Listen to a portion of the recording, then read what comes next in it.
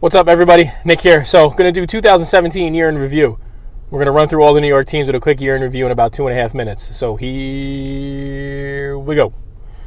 The Giants. The Giants are the only franchise that can actually take a franchise quarterback, a franchise player, an all-time great player, one of the Mount Rushmore players, if you really want to be honest with yourselves, and screw it up royally. It's just the way it is. That's not really that big of a deal. At the end of the day, the Giants need to retool. They need to keep Eli Manning, draft a quarterback, let him hold a clipboard for about 2 years, because who better to hold a clipboard behind than Eli Manning, and then make a run at the playoffs next year. Injuries will get some guys back and make a run. I think they'll make a run at the NFC East. The Jets. The Jets are kind of funny. They're the only team that 5-10 is a success. So when we talk about building a losing culture, 5-10 there is a success. I hear all the fans say, well, they were only expected to win 1 or 2 games. Well, just because you were expected to win 2, which is a disaster anyway, and you win 5 and you're at 5-10 right now, it doesn't make it a success. It doesn't make it a successful season. That's the problem. 5-10 people are saying is successful. I mean, it's crazy. 5-10 only in New York will get your coach and your GM renewed for the Jets. It's unbelievable. Now, as I don't think it's that bad, because at some point you need to build some sort of stability within the organization. Only the Jets would do it. It would have to happen after 5-10. The Yankees. Yankees are the exact opposite. See, losing is not acceptable there. But the Yankees are the only franchise that'll say, hey, we well overachieved, so we won't renew our manager coming 1 game from World Series, while our GM is getting Executive of the Year and getting an extension. We're going to hand the keys over to a guy who's never coached or managed at any level of Major League Baseball and say, hey, Merry Christmas, here's Giancarlo Stanton, now go win a World Series. The Mets kind of odd. If I was a Mets fan, I would just be utterly irate by the fact that they don't put money back into their team. Now, I know they lost money with the whole Madoff thing, and that's why they were saddled with Sandy Alderson. But they're at the point now where they should be putting some money back into their team, because magically they have money to fund all these other real estate deals and all these other things that they're doing, but they can't put any money back into their team. Their biggest offseason move was bringing in Omar Minaya. Bringing in Omar Minaya was your biggest offseason move. Who's next? Willie Randolph and Jerry Manuel? I mean, give me a break. The Knicks are just simply a disaster. They're a disaster. Their roster is a disaster. I hear people say, "Oh, they're exciting to watch. They play hard for this guy."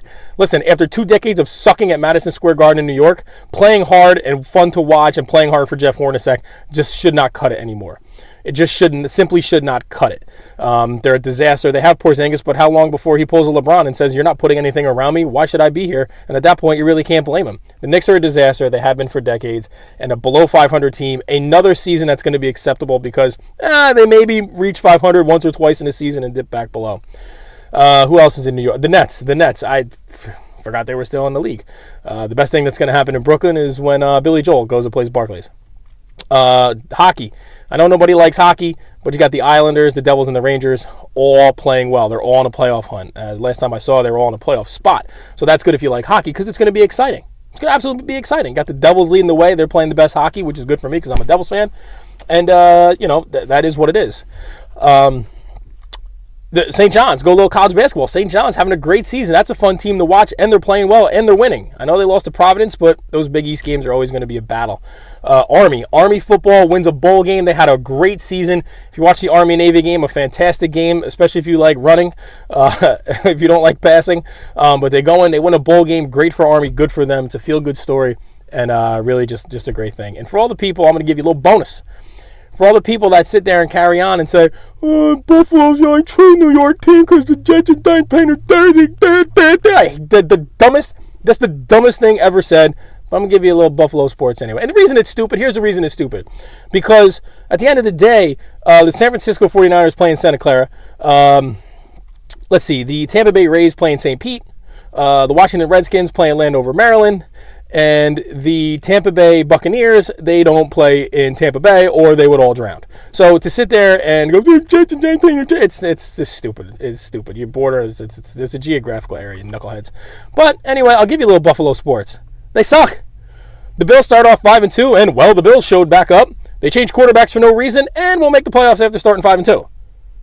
So how's that? And the Sabres. Gee, let's see. The Sabres are the worst team in the NHL. They suck again, yet they're going to get a Winter Classic game. How does the Buffalo Sabres 2 times get Winter Classic games? They haven't been good forever. Yet all of a sudden, now they have Winter Classic games. The Buffalo Sabres. Terrible. For a league like this is what I understand. A league like the NHL who struggles for ratings sometimes. I mean, a lot of people are going to watch the Winter Classic anyway.